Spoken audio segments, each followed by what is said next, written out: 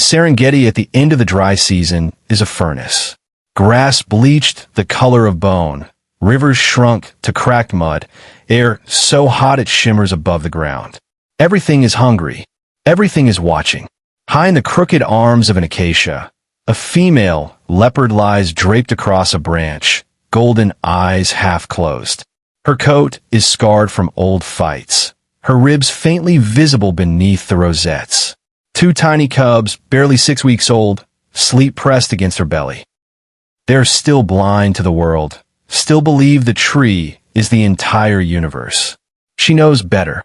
Every dawn, she leaves them hidden in the fork of the tree and drops silently to the plains to hunt. Every dusk, she returns with blood on her whiskers and milk in her body. This has been their rhythm for weeks. Today, the rhythm breaks. She has to travel farther than ever before. The impala herds have moved on. The warthogs have gone aground. Hunger drives her almost a mile from the tree. She leaves the cubs curled in a thicket at the base of a kopje, covers them with grass, marks the area with her scent. It is the best she can do. The wind turns. 7 lions pick up the trace. A full pride. 3 adult females, 2 young males, and 1 dominant male whose mane is black as oil and heavy with old scars. They are not hunting for food. Their bellies are round from a zebra taken yesterday. They are hunting for silence. Leopard cubs that grow into adult leopards are competition. Competition must be removed. They walk straight toward the kopje. She sees them from 400 yards away, a line of gold against gold, moving with the lazy certainty of animals that have never been told no. 400 yards of open ground. No cover. No allies. No second chances. She runs. Not away. Toward them. The collision is immediate and savage. She launches herself at the lead male's face, claws hooked deep into the thick mane, fangs clamped on the side of his neck. The lion rises on his hind legs, roaring, trying to shake her loose. She becomes a storm of teeth and claws. Blood bursts across his cheek, across the grass, across her own spotted coat. The pride hits her like a wave. One lioness seizes her back leg in crushing jaws. Another slams into her ribs. A third tries to pin her throat.